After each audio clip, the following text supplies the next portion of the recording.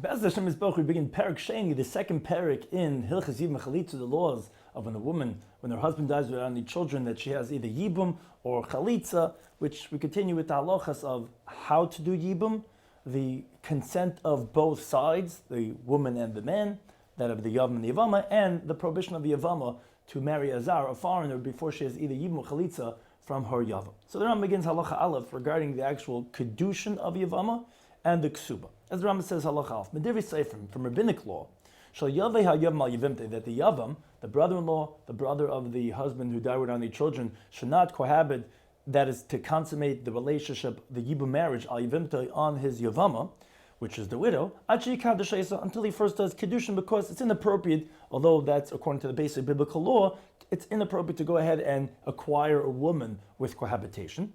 So rather, rabbinical requires that there be a kedushin, in front of two witnesses, the pruta, b'shav pruta, with the denomination of a coin with a pruta, or that are worth the value of a pruta, which is what's generally done by a regular woman, a single girl, and that's what's called maimer, which that's the rabbinic marriage, rabbinic kedushin, which is the same type of kedushin as a regular woman, that was rabbinically required for that of a yavama. Now, the ena maimer kind of be yavama kinyu gomer kamaya be. Now, however, the maimer does not acquire by the Yavama a full-fledged kinyan like the cohabitation, which that's the biblical kinyan of the Yavama. And moreover, va'isa maimer be'ivim t'shlem medaita. In contrast to the actual bia, as we'll say, as we'll explain, which is the actual yibum, if someone does the maimer by his Yavama without her consent, lo yasaklum, he hasn't done anything, and she wouldn't even require a get for that maimer. And the reason is, she'ein isha miskadeshes el b'tzayin, the woman's not become engaged only with her consent, as is always the case by kedushin. Moreover, Katanim and Erison, if let's say this widow was only engaged to his brother who passed away, and she's a minor, you could only do minor with her father's consent, which is always the halacha as a girl that was only nisarsa, was only engaged, that then when she becomes subsequently engaged to someone else, it's the father who does the kedushin for her. Now halacha base. Just like we're saying rabbinically we require kedushin on the yavama, so do you do the brachas of marriage with 10 people that we explained in Hilchos Yibbum, v'kosev ksuba kedin kol noisi isha, and the eretz ksuba like anyone who marries a woman. Now, if someone does bia with the yavama and he does not do the rabbinically required maimer, so obviously he's a full-fledged acquisition of his yavama as is biblical law. And he doesn't have to subsequently go ahead and do a kedushin after already acquired her with cohabitation. But they give him the lashes of the rebellious ones, which is he rebelled against the words of the sages, to require to first do kedushin before it does the bia. And because of a ksuba, he has to write a ksuba, which is because it's forbidden for a man to be married to a woman without a ksuba. Halacha gimel. Habal yavimte. If someone cohabits with his yavama, his sister-in-law, his brother, his wife, who died without any children, and he does this bein b'shogeg, whether by mistake, meaning he didn't realize this was his yavama, he thought it was his wife or some other woman, bein b'meizu, whether deliberately, meaning for the purposes of znus, for promiscuity, not for the mitzvah of doing yibum, bein ba'enis, whether it was something beyond his control, meaning that he actually intended for his wife, and then his yavama grabbed a hold of him and had him cohabit with her, so it was forcibly done on him, or bein baratzin, or whether it was with his consent, meaning that both of them were doing it for the mitzvah purpose. Whether he was deliberately doing for some znus purpose and she was doing it by mistake or was forced upon her, where either way, both of them are not doing it for the mitzvah purpose. Or the reverse, she was doing it deliberately for znus and he was unaware or he was being forced.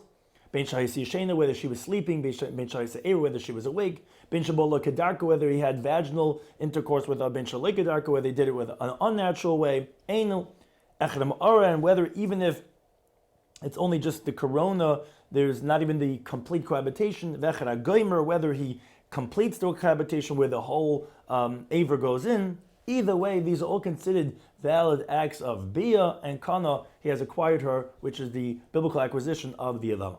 Halacha doubt.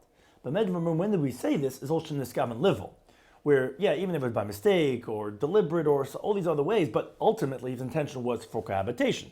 He just didn't know it was this woman and so on. But if let's say he fell from the roof when he had already had a kishui for his wife, v'nitkaba, and he entered into the yavama, and he wasn't coming to do an act of bia. Or he had cohabitation with her when he was intoxicated, where he doesn't recognize anything. Or yashno, sleeping, loikana, he has not acquired her, because he has not intended for an act of bia. So to niskam ladavar acher, let's say he was intending to do something else. And he had bia with the yavama. So again, loikana, he hasn't acquired her because his intention was not for an act of bia at all. He was intending to do something else, and it just got inserted in the yavama. But let's say he was trying to insert himself in an animal and he inserted in the yavama. Then he has acquired her. Ultimately, he was intending to do some act of cohabitation, albeit not even with a woman, and definitely not with the yavama. But that's what he said. That's going to be either way, it's going to work as a kinyan of Yibbum. Now, Halacha Hedram continues regarding after that he does Yibbum, where he married her, regarding now if he wants to not stay married with her.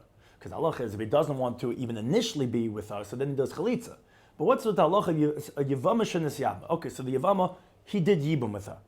Now, she says within 30 days of when they did the Yibbum, lo navalti, he didn't cohabit with me yet. Now, even though he's saying, what are you talking about? Ba'alti, I did be with her. Not only that, v'garashti, and I actually divorced her, and she's showing the get that he gave her. So, according to him, he divorced her after he did bia, and if he did bia, he already had her as a wife, because Yibbum acquired her as a wife. Now he doesn't have to do chalitza anymore, because once he marries her, she already becomes like a wife for all practical purposes, where you just divorce her with a get. But she's saying he never did bia with me, so he was never my husband. To allow get, you would require chalitza. So so they force him to do chalitza because, according to what she's saying, he never did bia with her. And therefore she's not permitted to marry anyone else until she gets chalitza, and she's more trusted than him, because up until 30 days a person could withhold himself not to have bia with the woman that he's with. But we force him to do chalitza, since he already went, and as we see, he already gave her a get. So in other words, that's why we force him to do chalitza. We don't force him to do Yibbum, because since he already divorced her, so then she's forbidden to him to do Yibbum with her. No, but the Madain Legirish, but if he didn't yet do Gerishin yet, didn't divorce, didn't give her a get yet, and he's saying and she's saying, he's saying that, I already did Bia, and she's saying no, then Kaifin they say, then we force him either one of the two, either Sheyivol to do Bia and therefore acquire her with Yibbum, or Yachletz, or if he doesn't want to do Yibbum, to do Chalitza, but V'yetzu beget, but he also has to divorce her with a get, because we're concerned with what he's saying, that he already did Bia, and therefore she's not going to be permitted with someone else unless this first a get, like a regular wife. Now that's within 30 days. But let's say he divorced her after they were already together for 30 days. V'yim says, Lo navalti. All this time they were together, he didn't do biyami, and therefore I'm not permitted with just a get. Now here he's more believed than her, because we have a presumption that a person would not be able to be with a woman for 30 days and not have be with her. So in this case, we only request from him for him to do chalitza to her. Now, we can't force him to do chalitza, because according to what he's saying, the get is sufficient because he already did bia, and we believe him because they were ready together more than 30 days. And moreover, he's particular not to want to do chalitza because it's embarrassing that she should take off his shoes and spit on him. Moreover, if he does chalitza, he can't take her back ever because it's shuvla yivna. But if there was a gerushin because he was already married to him, then you could be machzir gerusasai, and he could appease her and take her back if she hadn't married someone else in the meantime. Now, but based on what she's saying, she's forbidden to marry someone else without chalitza because she's saying that they never did bia, so she's not permitted. So therefore, she made herself forbidden to anyone else in the world if she doesn't have chalitza. So we request from him. I mean, we really believe him, but she's stuck. So we request from him to do chalitza. Now, let's say he admits, yeah, although it's already 45 days, more than 30 days, and he says, you're right, I didn't do bia. Then we force him to do chalitza besides the get, because both of them are agreeing that the zika is still here, but he can't do Yibbum either because he already divorced her by giving her a get, and so she's already forbidden him. Now, let's say here, let's say she says nevalti. She says, I already had bia. And he's saying, opposite of the case we're saying up until now. He says, no, I didn't do bia. So actually, in the tzricha chalitza, she does not require chalitza, which is like what he's saying, because I didn't do bia. So, you're not my wife to be enough with the get. No, she doesn't require chalitza. He's not trusted to make her forbidden to every single person after that he already took her into his house, Because once he took her in, again, we have a presumption that he ready to be with her, and therefore all she needs is a get, and she does not require a chalitza. Now the Rambam continues halacha vav regarding the order of the procedure of how do we go about either instituting yibum or doing chalitza. Says the Rambam, Misha Meis, so someone passed away without children. V'nich acham ram, he left over many brothers. So mitzvah ala gadol liyab mar liyachad. So the mitzvah is on the oldest to do yibum or chalitza. Something like it says in the pasuk in the Rambam Chafei. V'haya habachar shatela, it's going to be the firstborn that's going to give birth. Now, mepia shmu lamdu. From the tradition they learned, in other words, although the simple translation of the pasuk doesn't seem to indicate like we're going to explain, but based on tradition they learned that it's not like the simple understanding of the pasuk. They learned rather she'enim medaber ela bebachar sheba'achem. They're talking about the firstborn, not that's going to be born. Simple understanding is v'hoy b'char shatela. The firstborn is born from the union of the yavam and yavama. Oh, that's going to take the name of the one, the father who passed away without any children. No. We're talking about the firstborn of the brothers. The oldest of the brothers will take the place of his brother who passed away. This is what it says Ashateled, what it means to say that Ashateled that gave birth, Mashmoy means Ashayel ha'im, that their mother gave birth. It doesn't mean like the simple understanding of the pasuk that Yavam will give birth. Again, the simple understanding of the pasuk by Yibchar Shatela, the firstborn that's going to be born from that union, the Yavama, from the brother that took over the marriage, that son is going to take the neshama, take over the life of the father. No. It means the firstborn that's born from their mother, he's going to be the one to go ahead and do Yibbum with his departed brother's widow. Now, halacha zayin, let's say let's say the oldest brother doesn't want to do Yibbum, doesn't want to marry his sister-in-law, even if he's willing to do chalitza. But first we go through all the other brothers and see if they want to do Yibum. If they don't want to do, then you go back to the oldest brother and they tell him, look, the mitzvah is on you. Or either do chalitza or do Yibbum. Now, but we don't force the brother to do Yibbum, but we're going to force him to do chalitza because he's got to do one or the other. Now, let's say, oh my God, let's say the oldest brother says, wait for me until the younger brother becomes older, or till the brother who went away till he comes back, or until there's a brother that's deaf mute until he becomes healthy, and then we'll consult with them. We'll ask the younger who becomes older, or the one who went away, or the one who was deaf mute, and then we'll ask him if he wants to do Yibbum. If he doesn't want to do Yibbum, okay, then on the I feel bad, I'll do the Yibbum. I'll decide to chalitza. And that's the Ram ain't we don't listen to the older brother. Rather we tell him, Allah mitzvah on you is the mitzvah. If the other brother's here, so we go and we check. But if it's something that requires waiting because he's a minor or he's deaf mute or he's away on the trip, then we don't wait and we tell him, look, you choose either Yibbum or chalitza.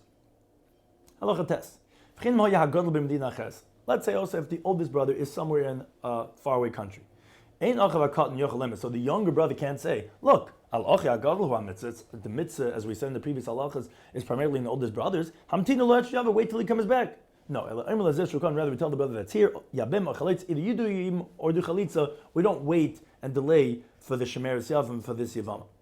Now halacha yud, the Ram continues regarding what if the yavama, the widow, if she doesn't want to do Yibbum. Says the Ram, yavama rule Yibbum. If you have a yavama who's fit to do Yibbum, there are some cases that you can't do Yibbum. Let's say she's fit. And she doesn't want to do Yibbum without a valid complaint. Because if, let's say, she has a valid complaint that her Yavam is not appropriate to her, he has a blemish or whatever it is, as we'll see later on in the Luch Yadal, then she has a right not to do Yibbum and rather have Chalitza with getting her Ksuba. But here, no, for no good reason, she doesn't want to do Yibbum. Dina kedin meridis al-bala. Then she has the halacha like a rebellious woman against her husband. So what we do is with the Shitas Rambam, that just like we force the husband to divorce his wife when she's meredis, as the Ram said in Hilchos Yibbum, so too the Yavama, although she really is not supposed to, but she's like rebellious, saying I don't want to be with him. So we'll force the husband, because we can't force the wife to be with him. We'll force him to do chalitza, but v'teitzah like ksuba, she's going to leave without a ksuba because she's a meredis, she's a rebellious woman who loses her ksuba. Now v'menich achiv nashim rabis. Let's say the brother who passed away had many wives. So kol mi shetava hayav mehen liyibum. So any one of them that the Yavam is going to pick to do Yibbum with, because he gets to choose which one he wants to. And that one doesn't want to do Yibbum. He amaretis. So again, she's the rebellious wife. And okay, he can't force her, so he'll have to do chalitza. But v'teitzah like ksuba, she's going to leave without a ksuba. Now a shar tzara says with the other co-wives who were not petitioned to do Yibbum with. So they weren't considered meredis. They'll take their ksubas like other widows. Halacha Yudalef. Yavam and Rabbim. Let's say there were many Yavams. The one who passed away had many brothers. The Tava Isa Hagad Yibbum. Now the oldest brother, he goes and he petitions the wife, the widow, to do Yibbum. Now V'yena writes a boy. She doesn't want the oldest brother. She wants one of the other brother-in-laws.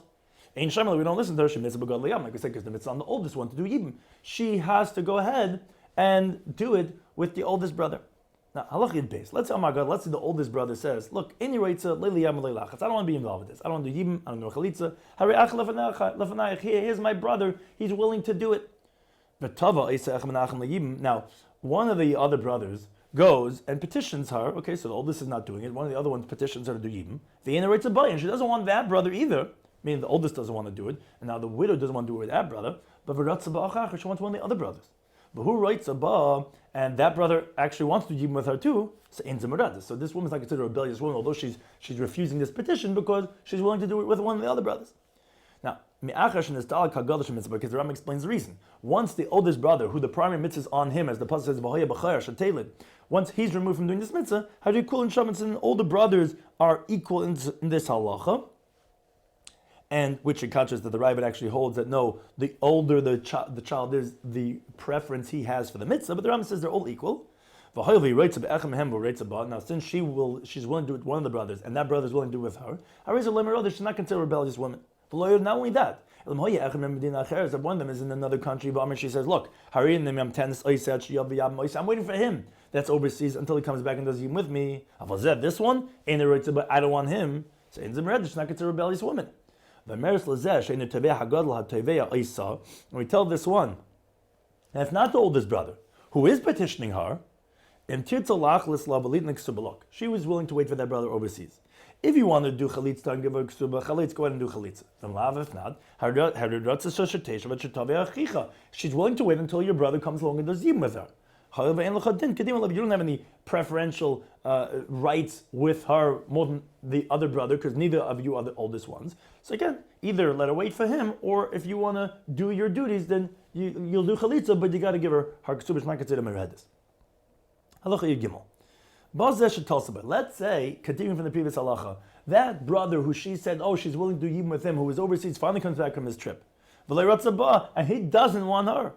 So then we go back to the one who initially, the other brother who had petitioned her to do Yibbum, and she didn't want him. We tell her, look, there's no other brother who wants to do Yibbum with you besides this one. And the preference is given to doing the mitzvah of Yibbum. And this brother wants to do it with you. Either do Yibbum with him, or you're going to go out without a ksuba, just like any woman who's considered rebellious, because here he's willing to do the biblical marriage of that the Torah is giving him the rights, min hashamayim, to marry you, and you don't want to, so then you consider as a rebellious woman. Now Ram continues regarding the ksuba of a yavama. Kal yavama, any yavama. Shamarner that we said, Shadina Shataklis Chalitza Yam, that the halacha is that you're supposed to do Chalitza and not do Yibbum, like the Rambam explained in the Parak Alpha Halacha Hey, and later on in Parak Gimel. So she's not supposed to have Yibbum done to her, rather Chalitza. Harezu Netal's Ksubasa, so she takes her Ksubah, she's not rebellious. We said the halacha is she's not supposed to have Yibbum done with her. So she takes a Ksubah, Im Yesh Ksubah, if she had a Ksubah from her first husband. Kashar Kolaman is like any widow. Let's say her Yavam, who wants to do Yibbum with her, he's with boils afflicted all over his body. He has other blemishes that is on people. So we don't force her to then do Yibbum. She's not considered a meredis because he's repulsive to her. So so he has to chalitza, and yes, she takes her ksuba. Now, let's say no bum woman. Let's say the Yavama develops blemishes. Kishi Shemeres Yavam, when she's ready waiting after her husband passed away, when she's ready waiting for Bia, for Yibbum, which at that point she's already considered like somewhat married, someone engaged to her Yavam. So Nestach V'Sadeu, it's like called his field got ruined, meaning it's not something that he has a tain on her. It happened after they were quote unquote engaged through the Zika of the Yibbum. Now, if he doesn't want to do Yibbum with her because she has these blemishes, then again, Yachal Tzavit Ksuba, he can do Chalitza, but he's got to then give her the Ksuba like any woman who developed blemishes after she was engaged, like the Rambam said in Perek Chafei from Hilchos Yibbum. Halacha Tez Vav. Yavama shenaja hanoya mi Yavama b'chaya bala. If there was this Yavama who she vowed not to have any pleasure Now, she didn't specify the pleasure of intimacy, because her intention was not to exempt herself from when her husband died, but she didn't like this brother-in-law when she was married with her husband. And she vowed she's not going to have any pleasure from this brother-in-law. And she took this vow when her husband was still alive. Or let's say she vowed a prohibition to have any pleasure from any Jewish man, meaning not to have cohabitation with them because it was very harsh for her to have cohabitation. And her intention was to appease her husband, who not to suspect her why she's not having intimacy, she must be looking at some other man. No, she's like, you know what, I forbid any intimacy on me, on any man, because it's hard for me to have intimacy. So that's the reason, again, why the brother-in-law is also forbidden for intimacy. So in either one of those cases, and now her husband died without any children, so we forced the Yavam to do Chalitza to her, obviously because they can't do Yibbum, because she's forbidden to have a pleasure from him. And she takes a Ksuba because she's not a Meredith, because she never intended to do it to exempt herself from the Yavam. Now, but let's say she took this vow after her husband had already passed away, which obviously that's a ploy to try to preempt that she can't have Yibbum with Hayavam. Then look, we request from him to do Chalitza. If he willingly agrees, then he'll do Chalitza and give her the Ksuba. But from if he doesn't want to, he's a Meredith. So then yes, this Yavama is a Meredith, she's considered a rebellious wife, and we force him to do Chalitza, but without a Ksuba, because this was her own undoing that now he can't do Yibbum with her. And so too, if let's her intent with her vow, let's even when she was still husband. Her whole intention of making the vow was that if it ever happens, as insurance that her brother-in-law will never be able to do Yibbum with her. Again, this was her doing. In again, we don't force him to do Chalitza and to thus give her Ksuba, because he could say, no, I want to do Yibbum and I can't do it because of her. Unless she's considered a rebellious woman, she'll leave without Ksuba. In other words, rather, we're going to not force him to give the Ksuba, rather, it's going to be in a forced situation, like because of her rebelliousness, and thus she's not going to get her Ksuba. Regarding Yavama, that the Yavam petitions her to say, okay, look, we're not interested in getting married, let's do Chalitza. The Himer, she says, no, I'm not going to take Chalitza, I'm not going to take the Ksuba. I'm going to stay in my husband's house where my husband who departed always lived, and I'm going to get fed from this state. Meaning, let's leave things as it is. It's like all other widows. We don't listen to her. Because they acquired this widow to this Yavam from heaven. That's what the Torah says, that now there's a connection, there's like a knot between this Yavama to this Yavam. If the brother-in-law wants to do Yibbum, he could do it. If he wants to do Chalitza, and then he gives her the Ksuba. But she can't say, I don't want to do any of that, and just leave me out of this, because they're already connected with the Zika of Yibbum. Now, not only that, rather, even if she says, look, I won't even take from this state. I'll use my own monies for food. I'm going to stay a widow all the days of my life. We don't listen to her, rather we force her to accept at least Chalitza, because the Yavam, the brother-in-law, could tell her, look, as long as there's a bond between me and you, which is as long as until Yibbum Chalitza is done, there's somewhat of a bond, they're not going to give me another wife. They're going to say, oh, what do you mean you have this sister-in-law of yours? And as the Rambam explains, even if he's married already, could be he's going to want to marry another woman, and again, as long as he has this bond between him and his sister-in-law, they're not going to give him another wife. Or another reason is he might have a dispute in his house because of this sister-in-law, where his wife is going to think, oh, he's going to end up doing Yibbum to his sister-in-law, and she's going to have a co-wife in the house. It's going to make a whole dispute. When he does Chalitza, he can't marry her ever again. So it's not going to cause strife. So therefore, we force her to accept Chalitza. Halacha Yidzayin.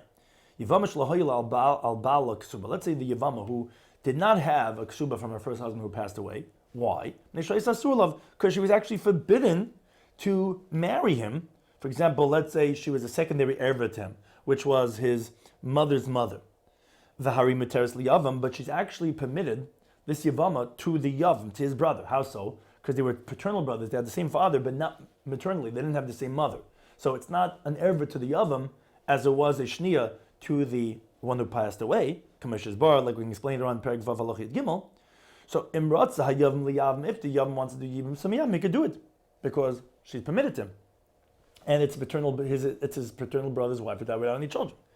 Now Ve'en La Alav Ksuba. Now she doesn't have any rights to Ksuba from the Yavam, just like she had no rights from the husband. The Yavam only takes over the possessions of and the status of the one that passed away, and just like there was no ksuba on him, there's no ksuba on him either. Now, v'dina im Yavama b'taisefes. Now, however, the halacha of Yavama will be with the Yavam regarding the additions. That's only regarding the ikar ksuba, but the additions that any husband could write, which although by the shnia there's no ksuba, but if he on his own adds on, then that does make him liable. So that's going to be the same thing with the Yavama, with the Yavam, like it was with her husband, where he's going to be obligated with those additions, even though she does not get the primary ksuba. Now, that's regarding if she wasn't allowed to have the ksuba. Let's say the husband, the first husband passed away, did not write our ksuba, even though she was permitted to him, and he just didn't write it, or she sold her ksuba to him, or she pardoned him the ksuba, then the Yavam has to write for her ksuba, because the husband himself who passed away, the truth is if he wanted to stay married to her after she sold it or pardoned him the ksuba, he really has to then subsequently write her in the ksuba anyway, because he's not allowed to be married to a woman like ksuba, because it might just be easy to go ahead and divorce her, which the rabbis wanted to avoid. And therefore he has to write in the ksuba kashar halmanis, and what type of ksuba does he write? Like all of the widows, where once she had cohabitation, her ksuba is going to be mana 100 dinar. Now the Halacha Yitzchas continues regarding the Yavama in this state of Shemeres Yavam, that if she gets married, she gets engaged to a zar, to someone else. She doesn't do Yibbum VChalitzah with the Yavam. Rather, she goes and when her husband passes away, she goes and gets married to someone else. Says Ram HaYavama, this Yavama, Yavama, before the Yavam gets a chance to do Yibbum with her, or before he even does Chalitza with her, so at that point, when there's still that zikr, is the bond between the Yavam and the Yavama, she's forbidden to marry to some other person, like it says in the pasuk in the Devarim Chafei, the wife of the one who died is not permitted to go outside to some other person. Now, if she went and got married to someone else and cohabited with him, the new husband, that third party, and her, the Yavama, get lashes because they violated this in the Torah. Baget. Now, he has to divorce her with a get, and this even if they didn't even do bia, because there is a kedushin over here that requires a get, and even if she already had many children from that zar, from that foreign person, and the chiddush in that is, we don't say that, okay, let's just let the Yavam just do chalitza and let her stay married to the husband, not to make rumors regarding her sons that they're invalid. Rather, no, we say that she's going to remain forbidden to this husband, and the Yavama chalitzla, and v'nesro lav val Yavama, and she's forbidden on him, on that new husband, and on her Yavam, because she's like the woman who was married, which here she was also somewhat married with this Zika bond, and then she goes and marries someone else, and then her husband comes back, where we said in previous halachas that she's going to be forbidden on both of them. And the only thing here is also, however, but that her sons from the second one is not mamzerim, because although she's what we call the Yavam L'Shuk, although she's not allowed to marry some other person, but that's only Isra Lav, it's only a negative prohibition, and a mamzer is not from Isra of Chiyuv Lavin. So her children are not going to be mamzerim. That's why we thought maybe we would say that, let them just stay married. No, we don't. We say she's forbidden on that zar and on her Yavam. The Yavam chalitzah and her Yavam does chalitzah, and then she'll be permitted to marry other people. But as long as he didn't do Yibbum chalitzah, she has this isra of loisi eshes meisach zar. And if she got married to someone else, she's got to leave that husband, and then she's not permitted to anyone else until she has chalitzah. Now this was if she married someone else. But halachic test says Rambam niskan shalacha. Let's say she only got kedushin, halachic engagement from another person. Then lo nesal yavama. Then she's not forbidden on her yavam, because it's not any less than the married woman that got engaged with someone else and then her husband came back, where she's not forbidden on her first husband. As we explained in Perek from Hilchos Gerushin, elo nisan law. Rather, he gives her, meaning hazar shekidsha, this foreigner who engaged her, he gives her a get, because ultimately, although she has this bond with the yavam, but the kedushin is typhus, it takes effect by Yavam L'Shuk out of doubt, because it's only a chiv alav, and it's not that of an erva that has karas. And so first the zar has to go ahead and give her a get. The Yavam and then the Yavam could go ahead and do either Yibbum or chalitza. Now, if the Yavam was a kohen, sheini yochalisa gusha, that he can't marry a divorcee, and here she's being divorced from the zar, because the Kedushin was Taifas. So you would think to say that, okay, let the Kohen just do Chalitza to her, because he can't do Yibum anyway because she's a Grusha, and let it be permitted to the one who did Kedushin with her, that Zar, we don't say that. Rather, Mekadesh, we say, Teitzim and Azar beget, she has to leave that foreigner with a get. Why do we say that? Anyways, the Yavim can't do Yibum. We don't want what's called the sinner to gain, where he's going to gain by having beaten the Kohen, and rather b'yachas Yavama, and then we say that the Yavam does Chalitza, because if not for his sin, that Kohen, the Yavam, could have done Yibum, because she wouldn't have been a Grusha, she would have just been a widow, which is permitted to a Kohen. And now she forbidden him because of this person. Now we're going to remain her to be married with that person? No, rather, even after the Chalitza, we forbid her to go back to that person because of the penalty, because since he went and engaged her without permission. Halacha Chaf. Let's say Chazar Azar Shagir Shem Ne'ersim. Let's say this foreigner who divorced the Yavama, the Shemeres Yavam, which he had done only Erison. He had only been engaged with her. And he divorced her, as Halacha requires, as we said before. But on the Sa, Achar Shechaltz Yavama, he remarried her after the subsequent Chalitza of the Yavam. So in that case, we don't remove her from that one that Zar who subsequently married her, because it's enough as a stringency initially that we penalize him to have to divorce her. But if let's say he divorced her, that this Zar had initially, before she had Yima Chalitza from the Yavam, had done Nisuin with her, and he divorced her. Then he went and remarried her after finally the Yavam then did Chalitza, then we actually remove her from a relationship with him. Because now it's similar to a married woman, Shenisis Uva Baila, which she had gotten married, and that's specifically married, not engaged. And then her husband comes back, which is what this is the equivalent of that, because she's really married, so to speak. She has the Zika bond with the Yavam. She has Tur al Zev, that she's forbidden to both the Zar and to the Yavam, just like she's forbidden to that other man and the original husband. Like we explained previously in Parak Gerd from Hilchos Gershon Halacha Zayin.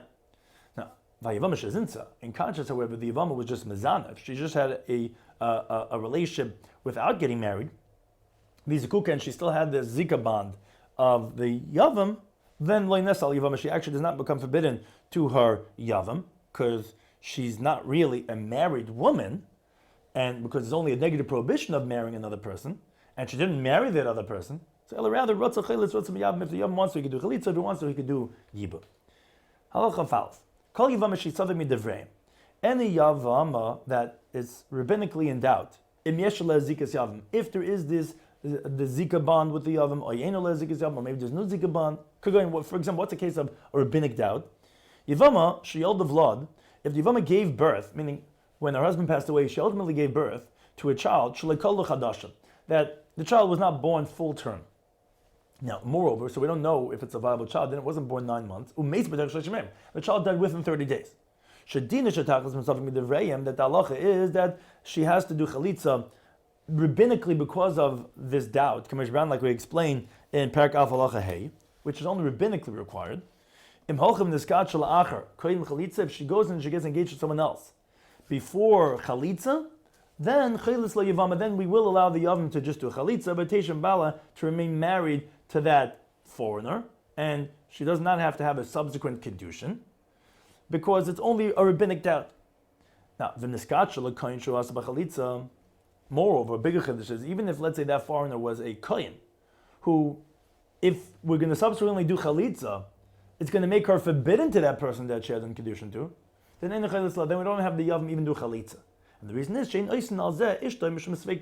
we don't make this man, who is a kohen, forbidden to his wife, because of a rabbinic doubt, because biblically, the child is considered a bona fide child. Because since we see the child looks like a regular child, so we don't assume that there's a bond with the Yavam, just like if the one who passed away had a child.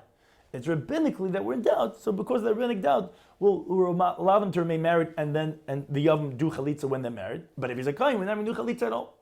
Now, but let's say Gersha kohen but let's say that other person who is a kohen divorces her or he dies, then harizu chaletzes, then she will get chalitza subsequently from the Yavam, because we're not going to permit her to get married to someone else without chalitza. We only do it to not to be forbidden to her husband who is a kohen. But once he divorced her or he died, so then there's no reason to permit her to any other man without chalitza, and then she permitted to others initially to go and get married to anyone else.